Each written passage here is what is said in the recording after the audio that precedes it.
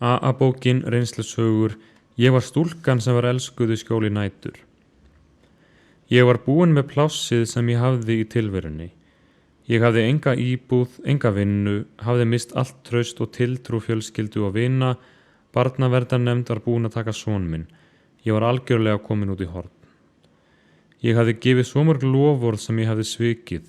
Fjölskyldan mín hafði boðið svo margar lausnir sem ég gekkst alltaf inn á og misnotaði síðan. Það var ekkert eftir. Ég hafði meira að segja gengið svo langt að reyna að gefa son minn. Í annað skiptið liðu 3 dagar frá því að ég let hann frá mér og þangað til ég sótti hann aftur. Einn daginn átti fjölskyldan mín ekki fleiri lausnir og var ekki lengur tilbúin til þess að kaupa fleiri loforð sem yrðu örugglega svikin. Þau vissu að þau gætu ekki bjargað mér en trúðu að þau gætu bjargað syni mínum og báðu barnaverndarnefnd um aðstoð.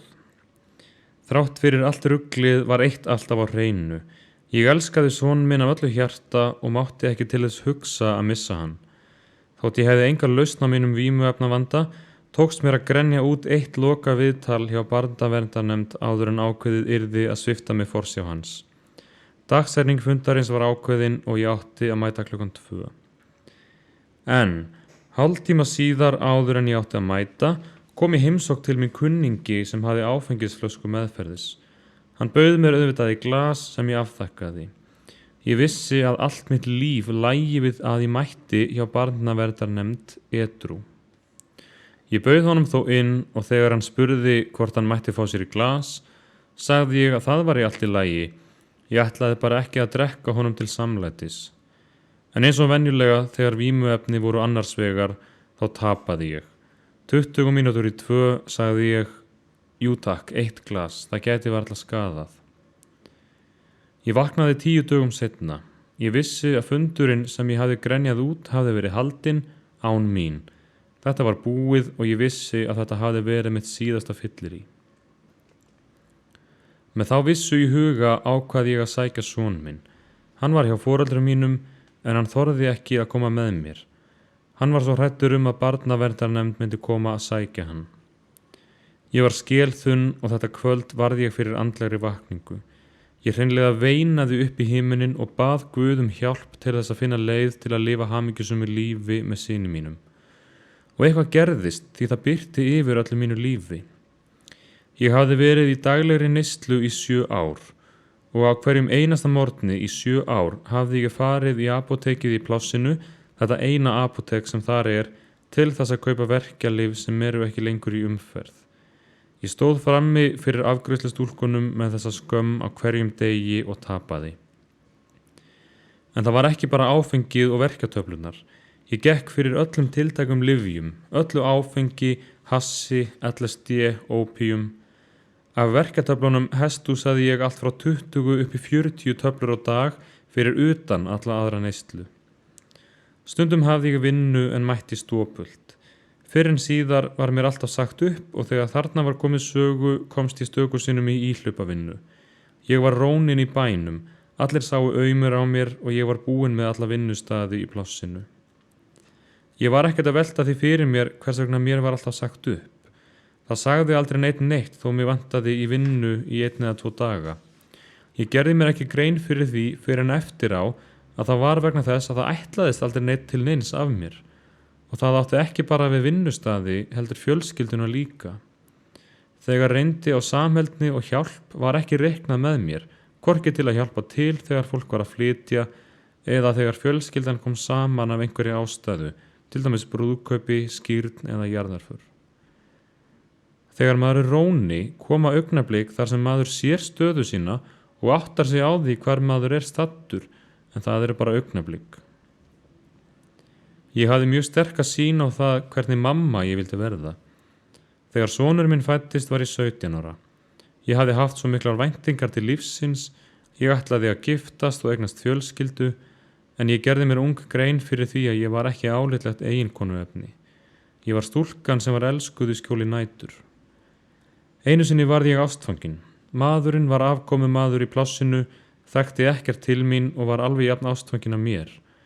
Hann var að fara á sjóinn og ég vissi að þar myndi almenningsálitið ná að segja honum hver ég væri.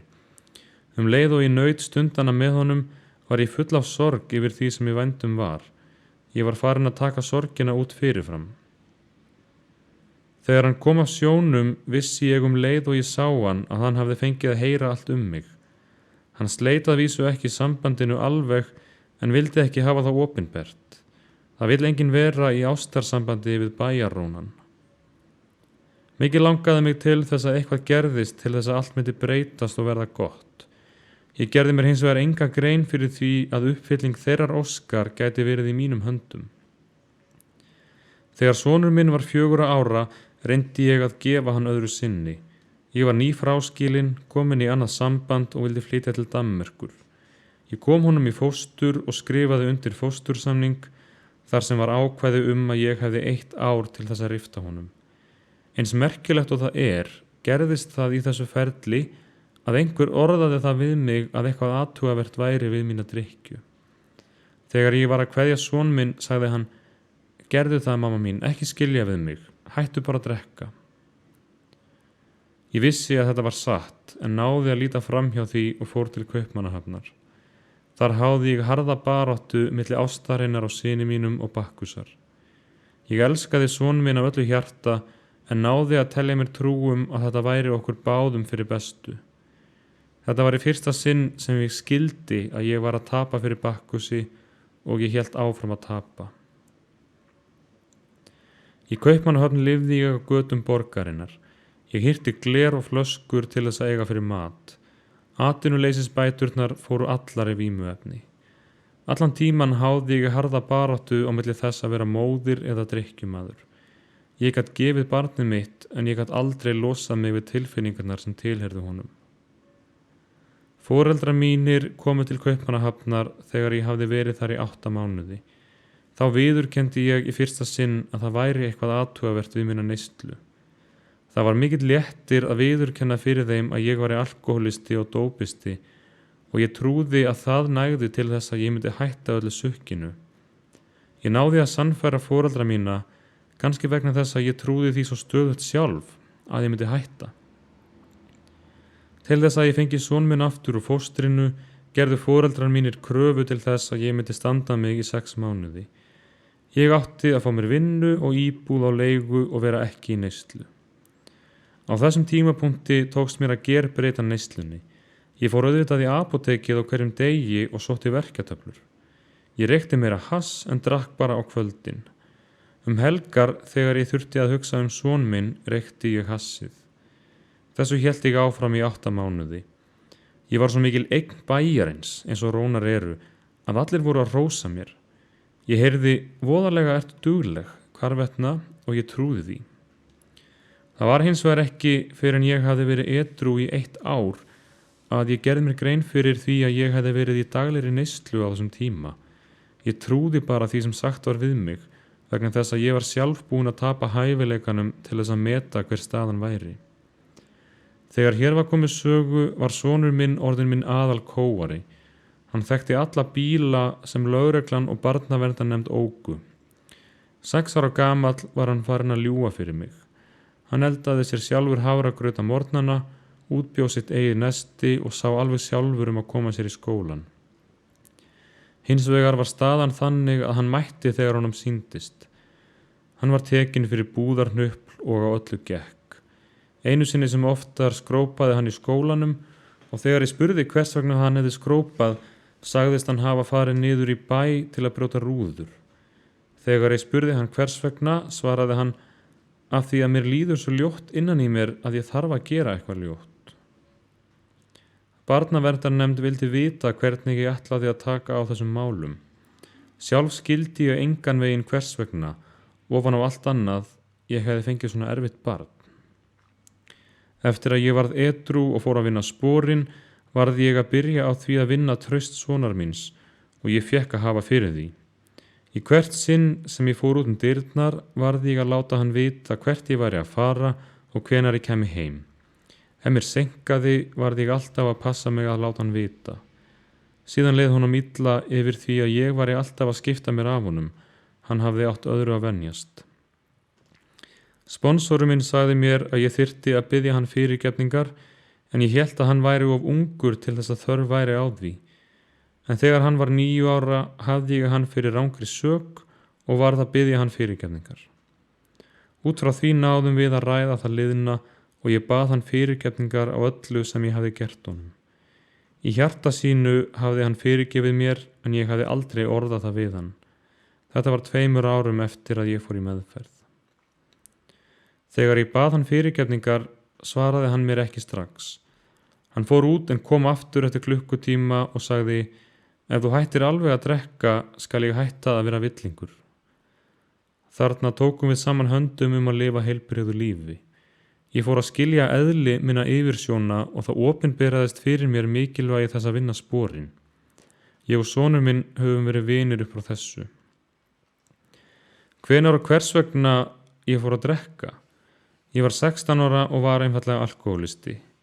Ég kem úr stórum systkinahópi og bar alltaf mikla ábyrgð á yngri systkinunum. Ég var litla mamman þeirra. Mér fannst ég hins vegar aldrei valda því eða sinna þeim eins og ég vildi. Einn daginn ákvað ég ásamt vinkonu minni að detta í það. Ég keypti flösku, geymdi hana upp í skáp í 2 mánuði og allan þann tíma átti ég alkohólískan dans við hana. Ég var alltaf að kíkja á hana, athuga hvort hún væri þarna ennþá og bíða eftir rétta augnablikinu. Ég hafði aldrei séð fólk bara bragða áfengi eða drekka 1-2 glös. Ég þekkti aðeins fyllirí. Þegar kom að því að drekka flöskuna blandaði ég í glas og satt svo bara í róliheitum og drakk halva brennivínsflösku. Mér fannst ég komin í hjarta lífsins. Mér leiði fyrsta sinn eins og ég væri með. Leið fór ég í gegnum algera karakterbreytingu. Ég áttaði mig á því að ég bar enga ábyrgð á systkinum mínum. Ég snar hætti því og átti ekki eftir að bera ábyrgð á einu eða neinu næstu árin. Þarna strax í upphafi tók ég fullt af ákvörðunum. Ég ákvað að hætta í skóla og byrja að vinna.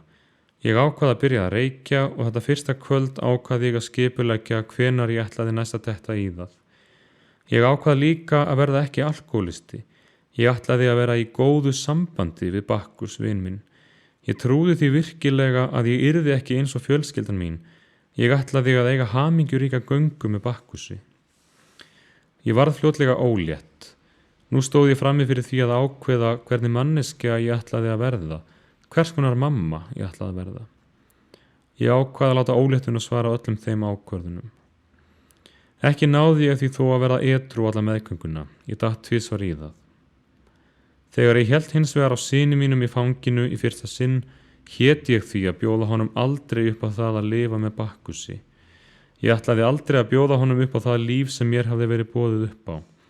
Og ég barðist við að verða þessi góða manneskja sem ég vildi vera og skildi ekki hvers vegna ég sveik það alltaf.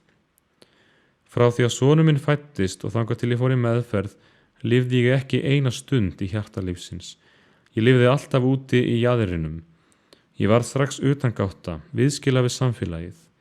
Ég þráði af öllu hjarta að leiðrétta þá villu sem líf mitt var orðið en kunni það ekki. Þegar ég las reynslusporin í fyrsta sinn á Silungapolli, upplifði ég þá fullvissu að þetta væri aðferðin til þess að leiðrétta lífið. Ég upplifði það eins sterkt og ég hafði upplifað að eignast barnið mitt. Það fylgdi svo mikill kærleikur því að lesa þessi spor. Það er ekki þess virði að lifa edrú nema að geta lifað í hjarta lífsins og sporin eru aðferðin til þess að geta lifað þar. Þrátt fyrir að allt hefði gengið vel, fór ég á fallbraut eftir 8 ára edrúmennsku. Ég hætti að sækja fundi, ég hætti að lifa í prógraminu og var aftur farin að lifa í útjaðrinum. Ég varð viðskila við samtökin í 2 ár án þess að drekka. Ég var fársjúk, allir skapgerðarbrestirnir komu aftur og ég vissi að ég myndi drekka, jafnvel þótt ég vildi það ekki, rétt eins og síðustu árin sem ég var í neyslu. Mér varð ljóst að þessi sjúkdómur hafði ekkert með vilja minn að gera. Þetta varð mér dýrkeypt reynsla að læra að lifa með þeim sjúkdómi sem alkohólismi er.